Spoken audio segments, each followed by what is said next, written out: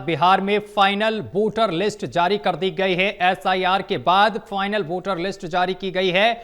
बता दें कि चुनाव आयोग ने वोटर लिस्ट जारी की है और ईसी ने वेबसाइट पर अपलोड की है लिस्ट। एसआईआर के बाद वोटर लिस्ट से करीब 65 लाख नाम हटाए गए थे। चुनाव आयोग की टीम बिहार का दौरा करेगी और उसके बाद कभी भी चुनाव की तारीखों का किया जाएगा ऐलान। ये बड़ी जानकारी हम आप तक पहुंचा रहे हैं। एसआईआर के बाद अब नई वोटर लिस्ट जो है वो जारी कर दी गई है। इसमें तमाम लोगों के नाम हटाए गए हैं। जो लोग मृत हो चुके थे, जिनकी मौत हो चुकी थी, उनके नामों को हटाया गया है।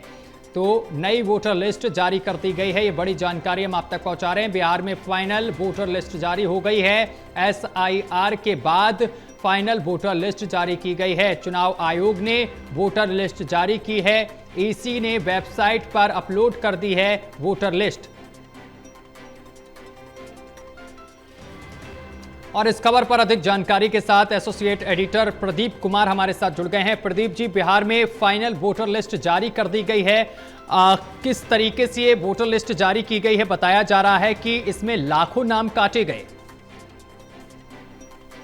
देखिए, बिहार में आगामी विधानसभा चुनाव की तैयारी और इस बीच बिहार में एसआईआर के बाद फाइनल वोटर लिस्ट वो विधानसभा चुनाव की तारीख से पहले वो जारी की गई है। तो ये काफी महत्वपूर्ण, क्योंकि भारत निर्वाचन आयोग ने बिहार में वोटर लिस्ट के स्पेशल इंटेंसिव रिवीजन यानी एसआईआर के बाद अंतिम मतदाता सूची प्रकाशित कर दी है। और ये जानकारी मिल रही है कि इसमें जो खास तौर से जिस तरीके से इसको आधार बनाकर एसआईआर को इस लिस्ट में यहाँ पर मतदाताओं के नाम प्रकाशित किए गए हैं। तो चुनाव आयोग, जो बिहार चुनाव आयोग है, आयोग की वेबसाइट पर प्रकाशित किया गया है। इसी के आधार पर विधानसभा के चुनाव होंगे। तो आयोग 6 अक्टूबर के बाद कभी भी बिहार के विधानसभा चुनाव की तारीखों का ऐलान कर सकता है। ये जानकारी मिल रही है।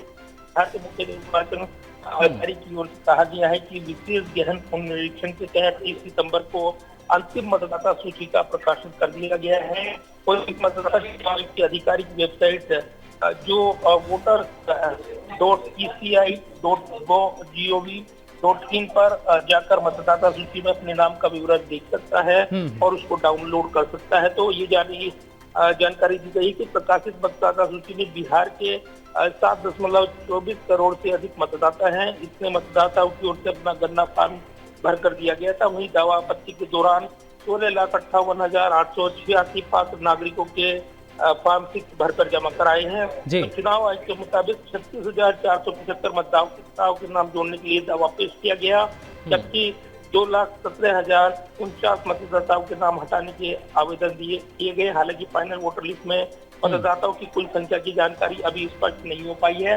तो फिलहाल इसका अध्ययन किया जा रहा है। प्रदीप जी, एक देखिए आम सा सवाल है और तमाम लोग जानना भी चाहते हैं कि अगर किसी का नाम इस वोटर लिस्ट में नहीं मिलता है और वो बिहार का नागरिक है, ऐसे में वो क्या कर सकता है? देखिए, जिस तरीके से इसको फाइनल लिस्ट को जारी किया गया है, इससे पहले समय पर जो जानकारी मांगी गई थी, जिसका नाम छूट गया है, वो अपना गणना फॉर्म भरकर दे सकते हैं, उसके जारी कर सकते हैं। तो उसके आधार पर ये जानकारी मिली है कि जो प्रकाशित मतदाता सूची है उसमें बिहार के 7.24 करोड़ से अधिक मतदाता है। तो इतने मतदाताओं की ओर से अपना गणना फॉर्म भरकर जमा किया गया था। वहीं दावा आपत्ति के दौरान 16,58,886 पात्र नागरिकों ने फॉर्म 6 भरकर जमा कराया है। तो चुनाव आयोग के मुताबिक 36,475 मतदाताओं ने नाम जोड़ने के लिए दावा पेश किया, जबकि 2,17,049 मतदाताओं ने नाम हटाने के लिए आवेदन किया। यानी एक से ज्यादा जिसके जो मतदाता के पहचान पत्र होते हैं उससे जुड़े होते हैं। तो ऐसे में फाइनल वोटर लिस्ट ये कुल संख्या कितनी है अभी स्पष्ट नहीं हो पाई है, क्योंकि ये अपलोड हुई है।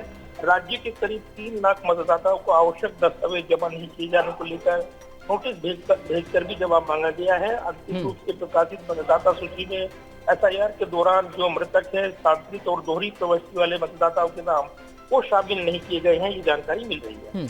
प्रदीप जी, देखिए इस लिस्ट का तो आ गई है, ये लिस्ट अपलोड कर दी गई है, लेकिन अब चुनाव की तारीखों का ऐलान कब तक हो सकता है? क्या अनुमान लगाया जाए?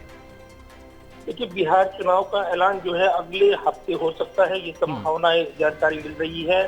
फाइनल वोटर लिस्ट जारी होने के बाद अब चुनाव आयोग बिहार में तैयारियों का जायजा लेने के लिए 4 और 5 अक्टूबर को पटना का दौरा कर सकता है। उसके बाद चुनाव की तारीखों का ऐलान किया जाएगा। तो अगले हफ्ते बिहार विधानसभा चुनाव का कार्यक्रम घोषित होने की संभावना है।